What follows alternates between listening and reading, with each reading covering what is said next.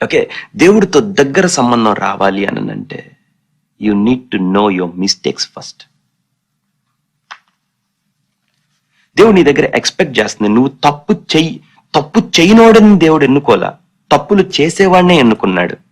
కానీ ఒప్పుకుంటాడనేది తెలిసినోడిని ఎన్నుకున్నాడు.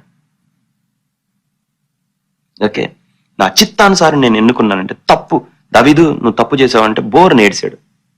నీకే విరోధముగా దేవుడితో దగ్గరగా నడవాలంటే ముందు ఆయనకి ప్రియమైంది నీకు అర్థం కావాలి. ఆయనకు ప్రియమైంది ఏంటంటే నువ్వు ఉన్న పాటున నీది వచ్చి హృదయపూర్వకంగా ఆయన చెప్పుకోవాలని. నీ హృదయం నిన్ను ఖండెం చేసినప్పుడు, నేరారోపణ చేసినప్పుడు నువ్వు దానికి మసిబూయకూడదు. ఆయన వెలుగులో ఉన్న ప్రకారము మనము వెలుగులో నడిచిన ఎడల, ప్రభా నువ్వు నాకు ఈ తప్పు చూపించావు, నాకు ఇష్టం లేదు, నేను వదలను. But that you have to say honestly, నేను వదలను, వదిలిపించు, కానీ ఇది తప్పు, నాకు వద్దు ఇది, కానీ నువ్వు కావాలి, కానీ వదలను. So you have to do that. మీకు అర్థం అవుతుందా? రైట్. కానీ ప్రజలు ఏమంటారు, దేవుడు నేను మానేసి రమ్మన్నాను. మానేసి ఇంకా ఆయన ఎందుకు? నువ్వు కదా యేసుక్రీస్తు. మీకు అర్థమవుతుందా? దేవుడు నిన్ను ఒక దగ్గర పట్టుకుంటున్నప్పుడు, నీ హృదయం దోషారోపణ చేస్తున్నప్పుడు నేరుగా దేవుడి దగ్గరికి వెళ్ళిపోవాలి. అయ్యా, నేను నీకు ఈ తప్పు చేస్తున్నాను. There is a level in that.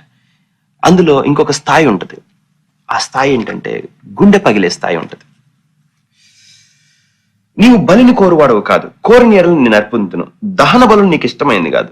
ఇప్పుడు చూడండి, విరిగిన మనస్సే దేవునికి ఇష్టమైన బలులు. నీ గుండె ఎప్పుడైతే నేను తప్పు ప్రవ్వా నీకు చేశానని బాధపడుతుందో, దావీదు జీవితం మొత్తం చూశాడు. దావీదు జీవితం నిండా తప్పుకి ఏడవటం దేవుడు ముందే చూసేసాడు కాబట్టి ఇష్టపడ్డాడు. నాకు ఇష్టమైన వ్యక్తి.